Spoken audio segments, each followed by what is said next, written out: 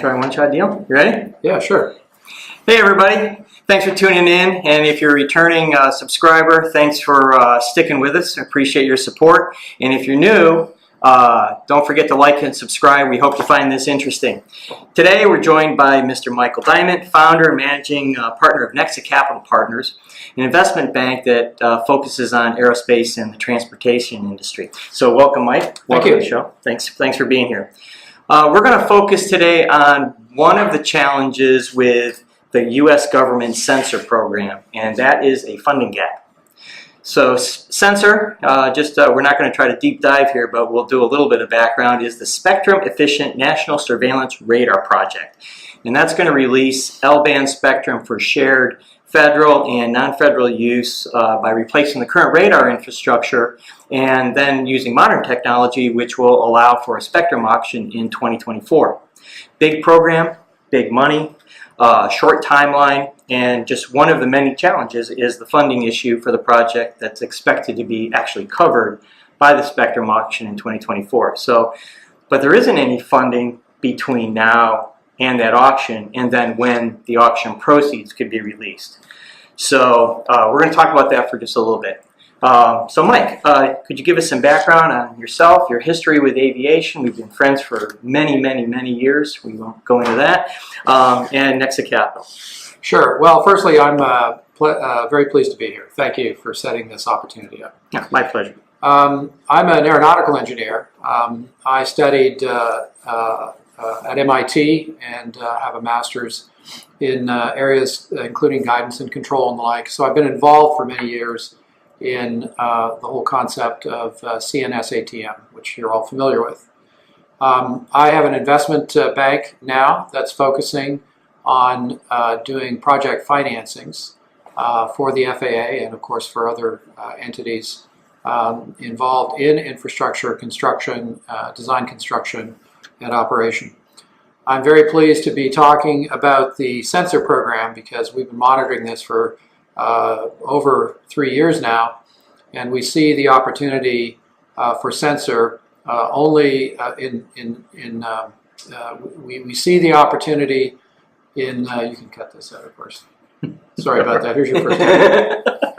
We see the opportunity for SENSR in the context of a massive but very strategically important national security and civil infrastructure program involving complex systems that are going to cost tens of billions of dollars to replace, to move our surveillance programs in the United States to more state-of-the-art technology that serves us better. So along these lines, we have been researching and identifying one of the most significant problems and challenges for SENSR. Going back to the the spectrum auction factor that Charlie mentioned earlier, the Congress has put into law what's called the Spectrum Reallocation Act that permits the federal government to auction L-band spectrum in 2024. The proceeds from that auction are to be used to finance the replacement of the radar systems over the course of the project. Because this is a program that involves tens of billions of dollars worth of costs, it's understandable that auctioning spectrum is a very important aspect of this. And it's also important to ensure that the auction bring in sufficient proceeds to be able to fund the network. So one of our key involvements here with the SENSR program is to provide through our investment consortium as much as $12 billion in capital so that the funding gap that Charlie had referred to earlier can be plugged. We basically are standing by and are ready to advance funds at that level to a consortium who will undertake the design, construction, and fielding of the new radar systems, starting with the L-band coastal surveillance radars, because one of the goals here is to try to vacate the spectrum to be auctioned as soon as we can and as close as we can to the auction date. That will also ensure that the auction proceeds are maximized and the taxpayer benefit is also maximized in the process.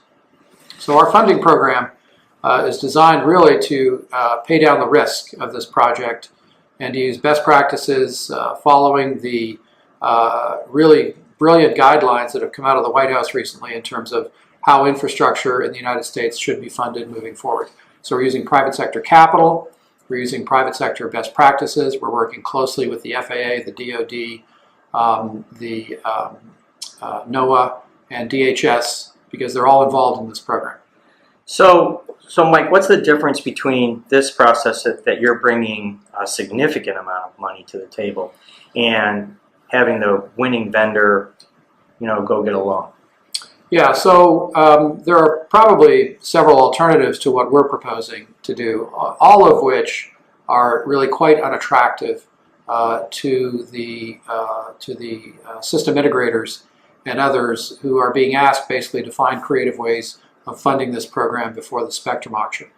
So if you're a large integrator interested in pursuing this and the FAA or the other agencies are asking you to go and borrow money, that's just a big flashing red light.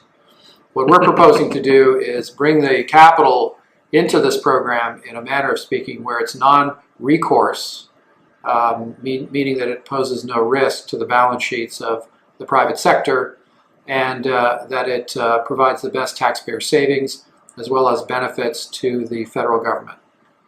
So can you lay out for us, having money early is always good, but some of the other things that this will help in the process and how that'll affect the value of the auction maybe, and how that, just sort of the advantages of what you're bringing to the table? Sure. Well, let's say that the design, development, build-out of these radar systems were to start under a conventional government procurement in 3 or 4 years' time.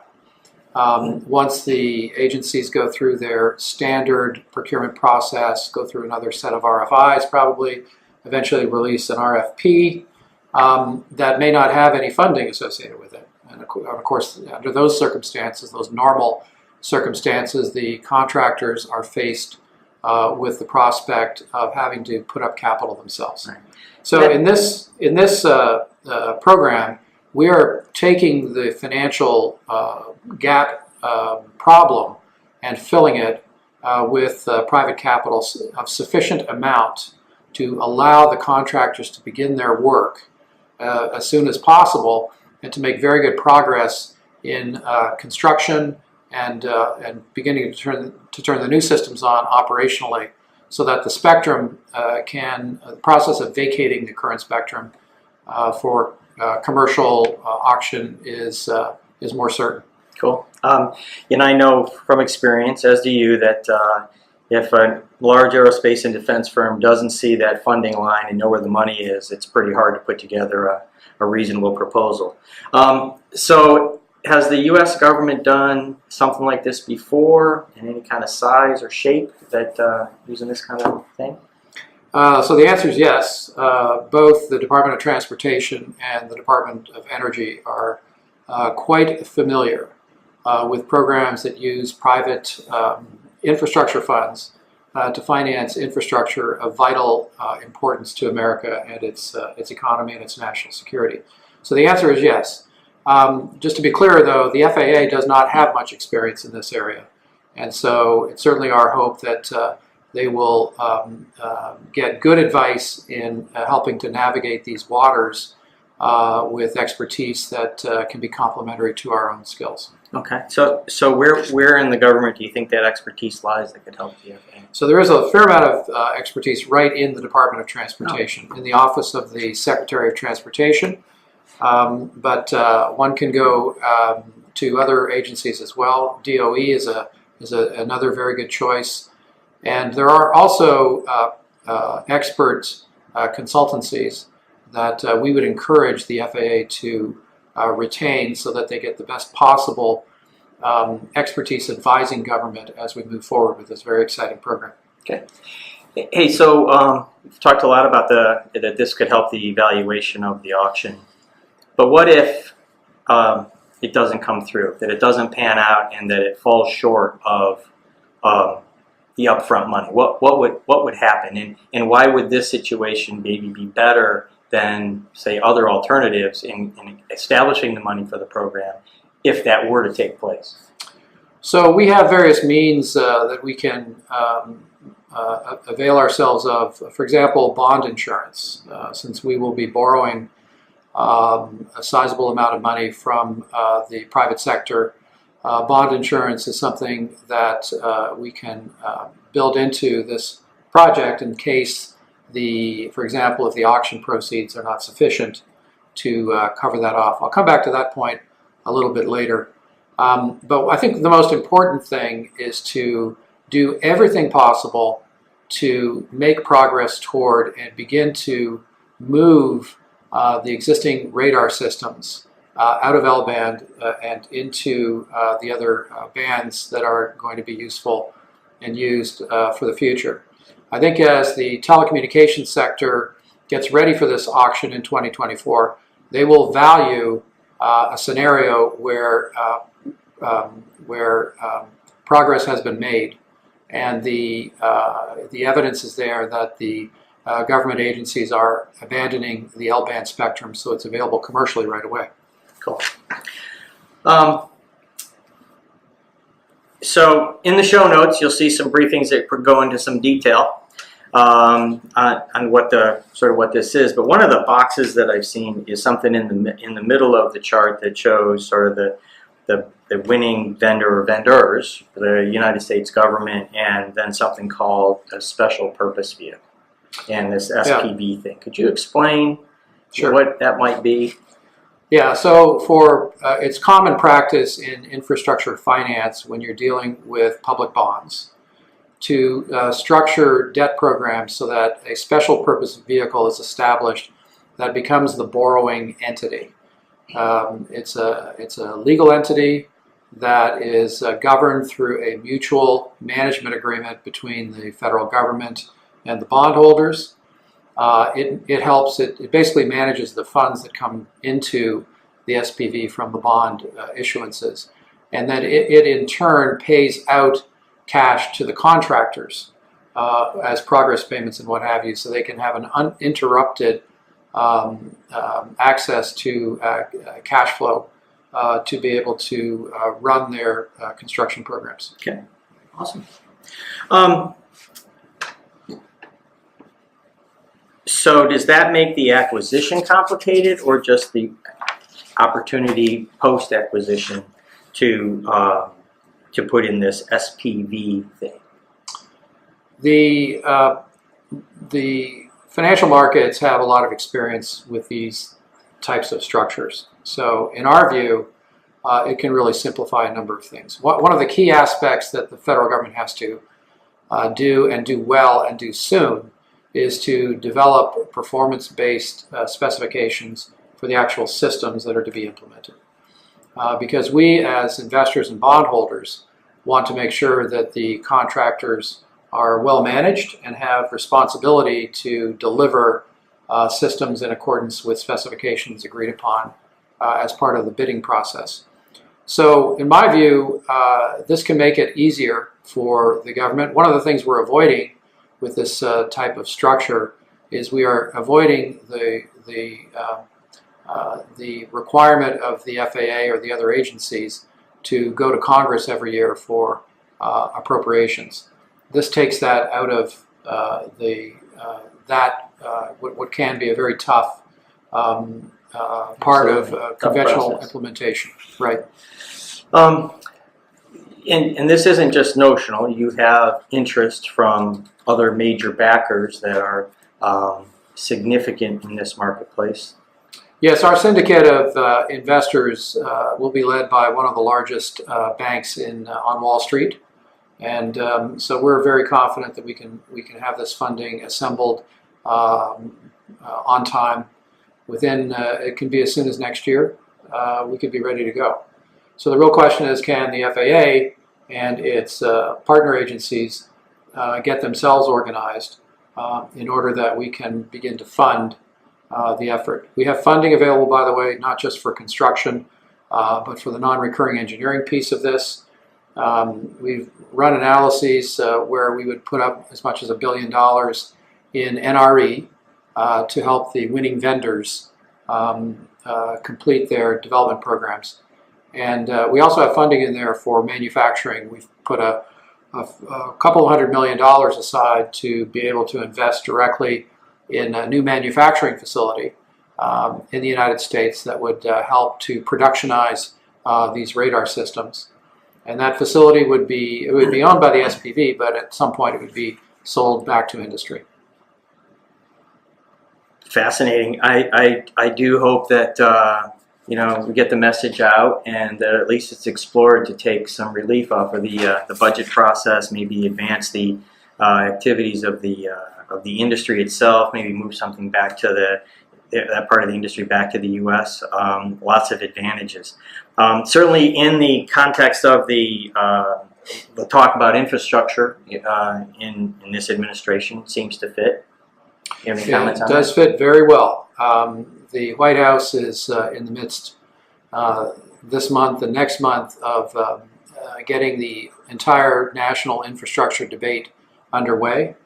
The policies that have come out of the White House in the last year or so have provided a very useful template for us to work against. I would say that this concept that we want to put into a real significant program for the United States fits perfectly the policy guidelines coming out of the White House.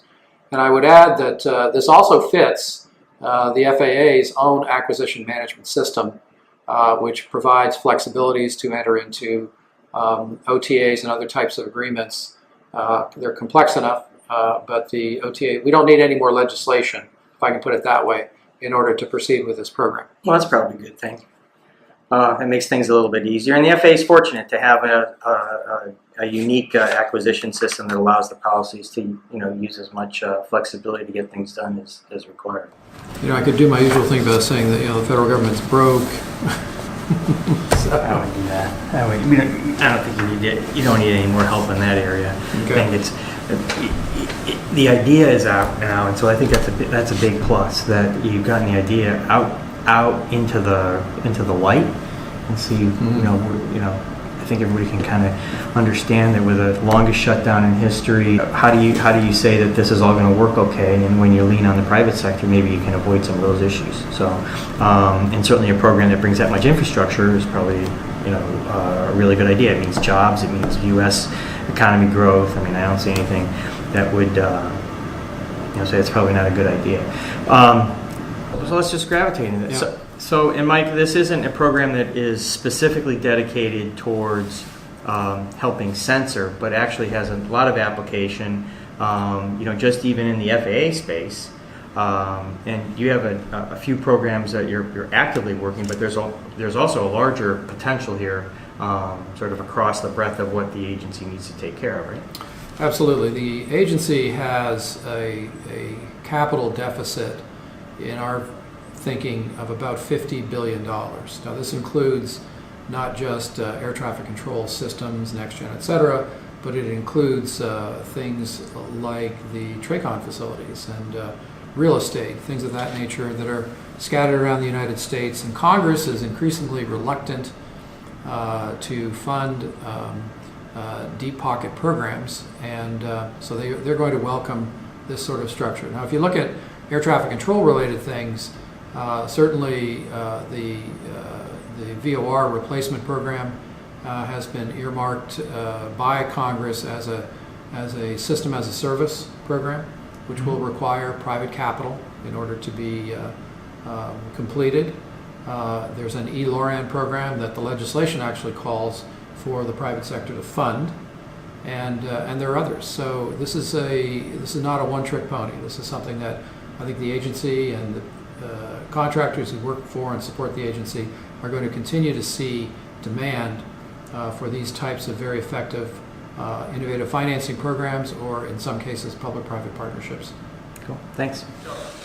So I'd like to thank Mike for joining us today. I hope you got a little primer on some issues surrounding the SENSR program and some unique approaches. That's what I think is very unique here, is that somebody's trying to solve a problem instead of create a new one. Mike, thanks for joining us. I appreciate it. You bet. Don't forget to like and subscribe.